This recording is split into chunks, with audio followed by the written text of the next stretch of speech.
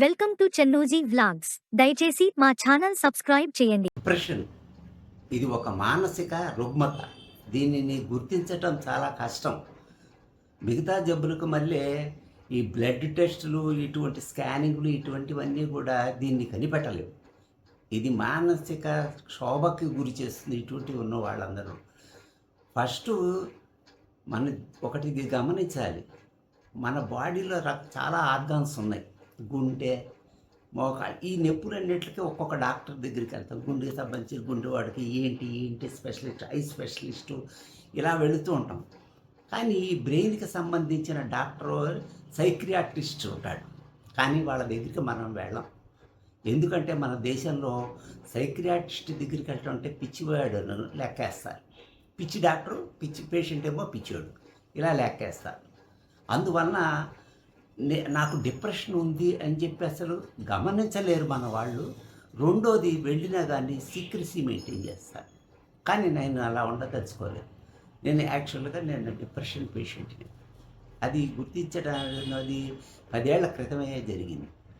10 years back నేను దీనికి treatment తీసుకున్నా. ట్రీట్మెంట్ అంటే first line, second line, third line అలా ఉంటుంది. ఏంటంటే ఫస్ట్ లైన్ అది. ఫస్ట్ లైన్లో కూడా ఫస్ట్ నెక్సిటో అని ట్యాబ్లెట్లు ఉంటారు లైట్గా. అది లేదంటే నేను సెట్ లైన్ ఉంటుంది. నేను సెట్ లైన్లో లో పొటెన్సీలో నేను కొంతకాలం తీసుకున్నాను. ఇది ఏమిటంటే ఇటువంటిది ఉన్నప్పుడు ఇంట్రెస్ట్ ఉండదు దేని మీద. లో మూడ్ మెయింటైన్ చేస్తూ ఉంటారు. ఇంట్రెస్ట్ ఉండదు ఎవరితోనూ. ఇది వెళ్ళాలనిపించదు, ఎక్కడికి బయటికి వెళ్ళాలనిపించట. కారణం ఏమీ ఉండదు. ఒక్కోసారి కొన్ని కారణాల తర్వాత యాడ్ అయితే అది అగ్రివేట్ అవ్వచ్చు. అంతేగాని ఈ డిప్రెషను ఏదో ఒకటి జరగటం వల్ల స్టార్ట్ అవ్వదు. ఏదైనా కారణాలు వీటిని అగ్రివేట్ చేస్తుంటాయి. అందువలన మనం అటువంటి వాటికి దూరంగా ఉంటూ ఉండాలి. ఫస్టు మనకి ఇలా మూడ్గా ఉన్నప్పుడు ఏం చేస్తామంటే, చాలామంది డ్రింక్స్ వైపు వెళ్తారు. మనసు బాగాలేదు, నాకు చికాగ్గా వారం రోజుల నుంచి ఇలా ఉందని చెప్పేసి డ్రింక్ వెళ్ళి ఈ డ్రింక్ చేయటం వల్ల ఏమవుతుందంటే, ఆ రోజుకి బాగానే ఉంటుంది కానీ మరణ కూడా తాగాలనిపిస్తుంది. ఇక అలా వెళ్ళిన వాళ్ళు ఇక దాంట్లోనే అయిపోయి కిడ్నీలు పాడైపోయి ఇదైపోతారు తప్పితే మళ్ళా వచ్చేసి రావటం అనేది కష్టం. ఎందుకంటే వాళ్ళు గుర్తించరు. నాకు మానసిక ఇది ఉంది, నేను డిప్రెషన్లో ఉన్నాను, నాకు వైద్యం కావాలి అని వాళ్ళకి తెలియదు. రెండోది ఏమిటంటే, మా కుటుంబాల్లో పూర్వం పెద్దవాళ్ళు ఉండేవాళ్ళు ఏదైనా గమనించేవాడు. ఏంటి వీడు సరిగా ఇలా ఉంటున్నాడు, బాగాలేదు వీడి పరిస్థితి. ఇప్పుడు అలా కాదు. ఇంటి యజమానే మానసిక ఆందోళనకి గురయ్యి డిప్రెషన్ మూడ్లో ఉన్నప్పుడు కనిపెట్టరు ఎవరు ఇంట్లో వాళ్ళు. వీళ్ళు ఏం చేస్తున్నారంటే, అందుకని చెప్పి చాలామంది సూసైడ్ చేసుకుంటారు ఈ డిప్రెషన్ వాళ్ళు. మహామహులు ఉన్నారు, ఇటువంటి వాళ్ళు సినిమా డైరెక్టర్లు ఉన్నారు, స్పోర్ట్స్ మెన్ ఉన్నారు, సినిమా యాక్టర్లు ఉన్నారు. మన తెలుగులో రంగనాథ్ ఉన్నాడు ఎగ్జాంపుల్. అసలు ఆయన డెస్టినీ అని రాసుకున్నాడు, సూసైడ్ చేశాడు. ఇది ఉండే డిప్రెషన్. అది లాంగ్ డిప్రెషను తట్టుకోలేకపోతే ఏం చేస్తారంటే, all of A sudden commit suicide చేసుకుంటారు. వాళ్ళు అసలు నిన్నటి వరకు బాగానే ఉంటారు. 1 గంట వరకు కూడా మనతో కూడా బాగానే ఉన్నవాళ్ళు, వాళ్ళకి లోపల ఉంటుందన్నమాట ఆ డిప్రెషన్ మూడు కంటిన్యూ అవుతుంటుంది. ఒక చిన్న ఆలోచన వాళ్ళని గబుక్కుని వెళ్ళి మేడపై నుంచి దూకేసేయటం, లేదంటే ఎక్కడికక్కడ సూసైడ్ చేసుకోవటం అనేది చేస్తూ ఉంటుంటారు. దీనికి ఎవరో కూడా గుర్తించకపోవటం, సరైన వైద్యం చేయకపోవటం వల్లే చాలామంది మరణిస్తున్నారు. అసలు దీనికి సంబంధించి ఆ మరణించిన వాళ్ళు కూడా ఏదో అనుకుంటారు కానీ వీళ్ళకి డిప్రెషన్ వల్ల సఫర్ అయి చచ్చిపోయారని చెప్పి కూడా అసలు ఎవరు డిక్లేర్ చేయలేరు, చెప్పలేరు. అటువంటి దౌర్భాగ్యం అనేది ఈ మానసిక రోగానికి ఉంది.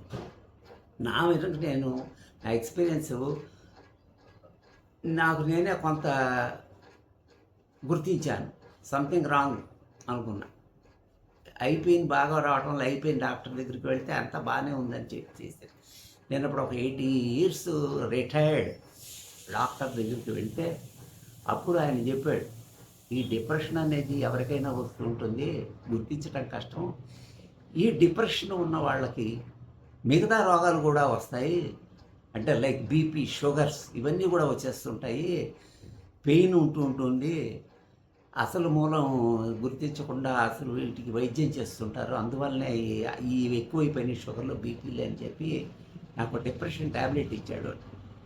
అది వేసుకుంటే మర్నాడంతా అంత ఆఫీసులో నేను పని చేయలేకపోయినాను. అలా కాదని చెప్పి నేను సైకియాట్రిస్ట్ దగ్గరికి వెళ్ళాను. అప్పుడు వాళ్ళు కొన్ని ప్రశ్నలు అడిగి ఆఖరికి లవ్ మూడ్లోనే ఉంది, తక్కువలో ఉందని చెప్పేసి అప్పుడు వాళ్ళు ఓ మందు ఇవ్వటం జరిగింది. సెట్రలైన్. సెట్రలైన్ అంటే సెట్రలైన్ అనేది మన సెరోటినం అని చెప్పి ఒక కెమికల్, అది ఇంబ్యాలెన్స్ అవ్వటం వల్ల ఈ మనుషులకి ఈ ఈ మందు తలనొప్పికి మళ్ళీ ఓసారి వేసుకోగానే ఇది తగ్గదు. It will take time 1 month 15 days పోతే కానీ అది పనిచేయటం మొదలుపెట్టదు. అందువలన ఈ ప్రాసెస్లో ఉన్నప్పుడు మనం ఈ థాట్స్ కానీ కంట్రోల్ చేసుకోవాలి. ఈ పిచ్చి పిచ్చి ఆలోచనలు, ఇతరుల గురించి అసలు ఆలోచించటం కంప్లీట్గా మానేయాలి. మనం ఏం చేయాలి అంటే కంప్యూటర్ని క్లీన్ చేసేస్తుంటారు, డిస్క్ క్లీన్ అంట. అలాగే మన బ్రెయిన్ కూడా మనం సాధ్యమైనంత వరకు క్లీన్ మనమే చేసుకోవాలి. ఎలా చేసుకుంటాననేది ఒకటి, మనం ఎదుటి వాళ్ళ గురించి ఆలోచించటం మానేసేయాలి. మన ఫ్యామిలీ, మన మెంబర్స్ ఇలా ఉండాలి. ఇది తప్పో ఒప్పో ఏదైనా కానీ, ఎవరేమనుకున్నా కానీ మన లైఫ్ మనకి ముఖ్యం అందరం. అందువలన ఆలోచించటం మానేసేయాలి. మన లైక్ చేసేవాళ్ళు ఎప్పుడైనా లైక్ చేస్తారు, మళ్ళీ ఉంటారు. మనం కొంతకాలం వాళ్ళతోటి మానేసినా కానీ వాళ్ళు అర్థం చేసుకోవాలి, చెప్పాలి. ఇది నా పరిస్థితి, నేను I want to mingle, I want to be alone for some time taking medicines అని చెప్పేసేస్తే దే విల్ అండర్స్టాండ్. తీసుకుని మనకు మనం ఒక చక్కగా హ్యాపీ ఎన్విరాన్మెంట్ క్రియేట్ చేసుకోవాలి. ఇంట్లో వాళ్ళైనా కానీ ఇష్టం ఉండదు అసలు ఆ కొన్ని పనులు చేయటం. ఇప్పుడు నేను అప్పుడు మానేసిన తర్వాత మళ్ళీ ఈ మధ్యన రిలాప్స్ అయినట్టు అనిపించి నిన్న వెళ్ళాను డాక్టర్ దగ్గరికి. అందుకని ఇప్పుడు ఏమిటి అనిపిస్తుందంటే వీడియో చేయాలి అనిపిస్తుంది. కంప్లీట్ రెస్ట్, పడుకుందాం, కూర్చుందాం, ఏదో చేద్దాం, విసుగు అంతే ఉంటుంది.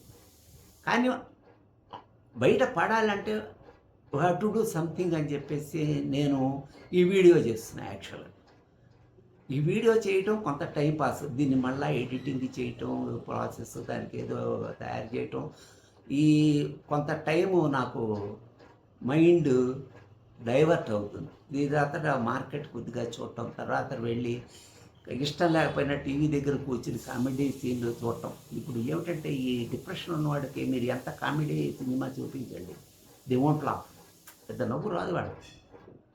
వాళ్ళు ఒక జడంగా ఉండిపోయి మైండ్ ఇదిగా ఉంటారు. మనం బలవంతంగా చూసుకోవాలి. ఉన్నవాళ్ళు వాళ్ళే, పెద్దవాళ్ళు అయితే వాళ్ళే బయటపడడానికి ఈ కొన్ని పద్ధతులు అంటే చెప్తున్నాను కదా, డైవర్ట్ చేసుకోవటం, ఇతరుల గురించి ఆలోచించకుండా ఉండటం, హ్యాపీ మూడ్లో ఉండటానికి ప్రయత్నించటం, హ్యాపీ ఉన్న ఫ్యామిలీ మెంబర్స్తో గడపటం, హ్యాపీ సినిమాలు చూడటం, ఇవన్నీ కూడా ఇది ఒక రోజుతో మాత్రం అవ్వదు.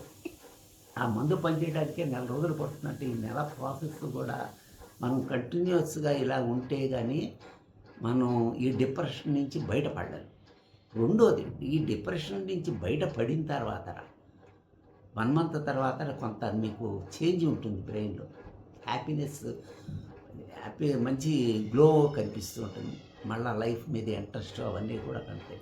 అద్భుతమైన మెడిసిన్స్ మాత్రం ఉన్నాయి దీంట్లో అని చెప్పి, ఎందుకని అనుభవించాను కాబట్టి. ఇది ప్రాసెస్ అంతా అయిపోయి స్టెబిలైజ్ అయిపోయిన తర్వాత మన పాత వ్యవహారాలు, పాత కబుర్లు అవన్నీ కూడా స్టాప్ చేసేయటం మంచిది. అవి మళ్ళా విసుగునేను మానసిక చికాకుని కలిగిస్తాయి. చెప్తా ఒకటి, అసలు కొత్త ఎన్విరాన్మెంట్, కొత్త సిచ్యువేషన్కి వెళ్ళిపోవటం మంచిది. ఓల్డ్ పరిస్థితులైనా కానీ, మనుషులైనా కానీ, to change everything if possible. ఒకటి, మనం అందరినీ అవాయిడ్ చేసేది, మన ఫ్యామిలీ మెంబర్స్ మనం అవాయిడ్ చేయగలమని ఇంట్లోనే ఉంటారు. అలాగే బ్రదర్స్, సిస్టర్స్ కొంతమంది ఉంటారు, కొంత అప్పుడప్పుడు తప్పదు. కానీ సాధ్యమైనంత వరకు ఆ ఎన్విరాన్మెంట్ నుంచి, పాత ఎన్విరాన్మెంట్ నుంచి కొత్త ఎన్విరాన్మెంట్‌కి మారే ప్రయత్నం చేయాలి. మన బ్రెయిన్ గాని ట్యూన్ చేసుకోవాలి. అలా ట్యూన్ చేసుకొని మనం ఈ మందులు కనుక వాడితే బయట ఫలితాలు తప్పితే, అదర్‌వైజ్ మనం మైండ్ అలాగే ఉంచేస్తే మందులు వాడకుండాను ఆఖరికి మనిషి తనకు తనే సమాధి అయిపోతాడు. పరిస్థితి అంత దారుణంగా ఉంటుంది ఈ డిప్రెషన్ అనేది. ఈ డిప్రెషను కొన్ని వ్యాధులకి కూడా కారణమవుతుంటుంది. నాకు అటువంటి అనుభవమే ఫైబ్రోమైల్జియా అని చెప్పేసి ఒకటుంది. నేను నెక్స్ట్ వీడియోలో నేను ఇంకా ఈ డిప్రెషన్ పేషెంట్లు చాలామంది ఉన్నారు మన దాంట్లోనూ. నేను ఒక పేషెంట్‌గా ఎలా ఓవర్‌కమ్ అవుతాను ఇది అనేది, నేను ఏ మందులు వాడతాను, ఎలా అనేది ఇంకా విపులంగా కూడా నేను మీకు నెక్స్ట్ వీడియోలో చెప్తాను. ఈ వీడియోలో కొంత మూడు ఏదైనా కానీ వేరే కొద్దిగా తగ్గుతూ ఉండొచ్చు. కానీ అబ్జర్వ్ చేస్తే ముందు ముందు వేరే చేంజ్ కనిపిస్తూ ఉంటుంది. ఒక మనిషిని చూడగానే వీడి డిప్రెషన్‌లో ఉన్నాడని చెప్పడం చాలా కష్టం. ఒక ఫంక్షన్‌కి వెళ్ళినప్పుడు అందరూ హ్యాపీ మూడ్‌లో ఉంటారు. మనం అందులో కనిపెట్టడం చాలా కష్టం.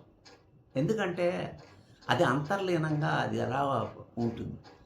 అది ఒకేసారి ఎవరూ లేనప్పుడు వాడిని కబళించేస్తుంది. ఎవరూ లేనప్పుడు ఏం చేస్తాడు? హ్యాంగ్ చేసుకోవటం, ఏదో చేసుకుంటాం. అటువంటి థాట్స్ రాకుండా ఫస్ట్ ఉండాలి డిప్రెషన్ పేషెంట్. చెప్పాను కదా! కొత్త జీవితం, కొత్త లైఫ్, అలా ఉంటే కొంతకాలం అందులో ఏజ్ వాళ్ళు మరీ జాగ్రత్తగా ఉండాలి. వీళ్ళకి తొందరగా రిటైర్మెంట్ తర్వాత ఈ మానసిక అందరూ పిల్లలు దూరం అయిపోవటాలు ఇవన్నీ కూడా జరిగి వీళ్ళు డిప్రెషన్‌కే వెళ్తారు వాళ్ళు. అది ఎక్కడికైనా దారితీస్తుంది. దయచేసి ఈ డిప్రెషన్ బారిన పడకుండా ఉంటే మీకేమైనా మానసిక ఆందోళన ఎక్కువ కాలం ఉంటే డాక్టర్‌ని కలవండి. ఇదే నేను చెప్పేది. నేను నెక్స్ట్ వీడియోలో ఇంకా విపులంగా ఇంకా వేరే వ్యాధుల గురించి, వింత వ్యాధుల గురించి, ఎప్పుడు వినని వాటి గురించి కూడా నేను చెప్తాను. Thank you.